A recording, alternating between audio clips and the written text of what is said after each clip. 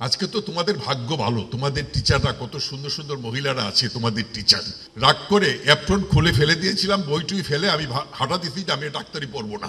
স্বপ্নেও কোনদিন ভাবি নাই যে আমি বাংলাদেশের একজন মন্ত্রী হব, কারণ আমি কোনো রাজনীতির মধ্যে যাইনি, আমি কোনো ইলেকশন করিনি, আমি কোনো এমপি না।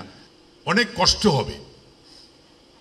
অ্যানাটমিতে আমি যখন ক্লাস করতাম, এমনও এক দিন গেছে আমার যে আমাদের সময় ডেমনস্ট্রেটর ছিলেন, আর ম্যাক্সিমামই ছিলেন ওয়েস্ট পাকিস্তানের, নন বেঙ্গলি।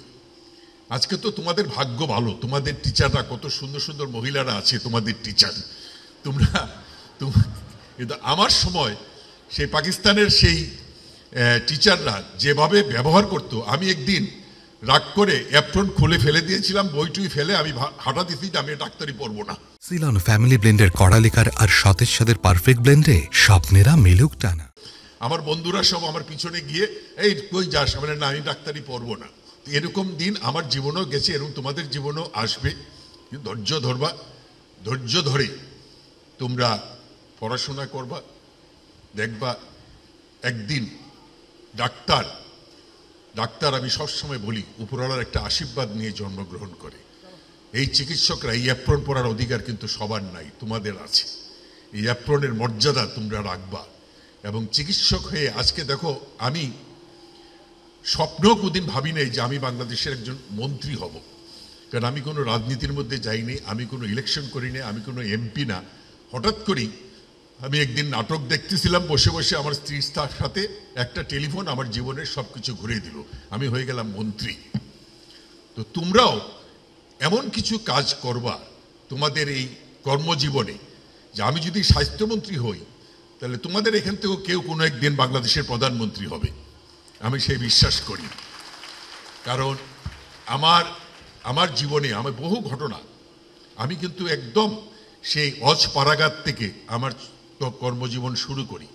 বানিয়াচং, যেখানে কোনো সময় গাড়ি যেত না, যেখানে কোনো সময় আমি সাইকেলে নৌকা করে আমি তিলে তিলে আজকে এই জায়গায় আসছি।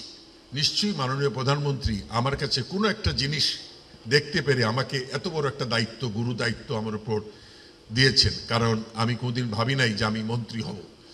তো আমি যেটা বলছিলাম তোমাদেরকে, যে তোমরা এমনভাবে পড়াশোনা করবা, যেটা আজ কিছুক্ষণ আগে তোমাদের টিচাররা সবাই বলে গেলেন, তোমাদের অনেক ভালো ভালো টিচার এখানে আছে।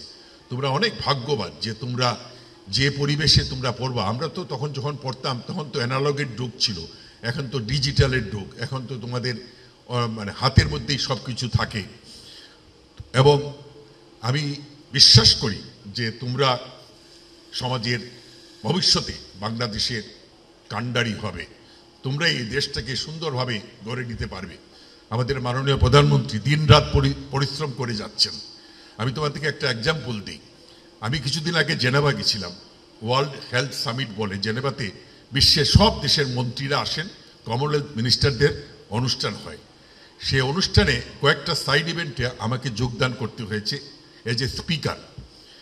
আমি কথাটা বলছি তোমাদের জন্য যে প্রত্যেকটা ইভেন্টে বিভিন্ন দেশের মন্ত্রীরা আমাদের মাননীয় প্রধানমন্ত্রীর নাম প্রথমে নিয়ে হেলথ সেক্টরের রোল মডেল হিসাবে ঘোষণা করে, যে আমরা we all follow the health. এইটাকে ধরে রাখার দায়িত্ব কিন্তু আমাদের সবার। আজকে তোমরা যারা জয়েন করছো নতুন, তোমরা এটাকে ধরে রাখতে পারবে।